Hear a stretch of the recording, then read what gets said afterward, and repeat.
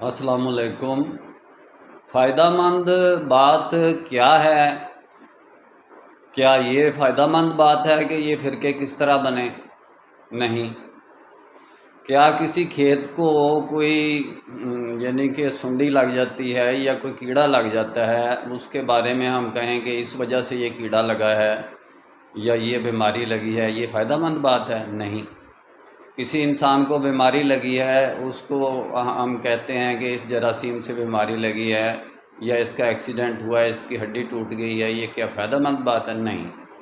فائدہ مند بات یہ ہے کہ اس کا سلوشن کیا ہے، اس کا علاج کیا ہے، اس کو کس طریقے پر ہم اس کو درست کر سکتے ہیں۔ امت فرقوں میں تقسیم ہو چکی ہے آلریڈی، اب اس کو ہم نے کیسے یونائٹ کرنا ہے؟ خلافت و ملوکیت لکھ کر کرنا ہے، یعنی خلافت ملوکیت میں کیسے تقسیم ہوئی، امریکن سنڈی نے کیسے کھیتوں پر حملہ کیا، یہ لکھ کر ہم امت کی وحدت کر سکتے ہیں؟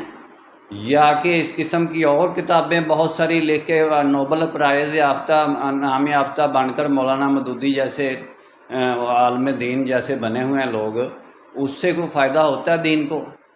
بھائی بات تو یہ ہے کہ ہم نے دیکھنا ہے کہ دین کو فائدہ کیسے ہے اور کس طریقے پر ہو سکتا ہے، اور ہم کیسے اس فرقہ بندی کی یعنی کہ نجاست سے، ناپاکی سے، پلیدی سے، اور جن پر میں تبرہ کرتا ہوں، براؤں من اللہ و رسولہ انما المشرکون نجس، مشرکین پلید ہیں، ان پر تبرہ کرتا ہوں میں بھی۔ جو فرقوں میں تقسیم ہو جاتے ہیں وہ مشرکین ہوتے ہیں، تو جو سمجھتے ہیں، شعور رکھتے ہیں، ان میں سے بچنے کی کوشش کرتے ہیں، وہ مسلمین ہیں۔ تو میں تو یعنی کہ ایک سیدھا سادہ فارمولہ رکھتا ہوں اور اس کا سلوشن رکھتا ہوں۔ میرا کام اسلامک ورلڈ کی امن اور یونائٹی کا ہے، اور انشاءاللہ ڈیٹیل میں بات پھر ہوگی۔ نسبت وحدت خدمت خیر کے ساتھ، اللہ حافظ۔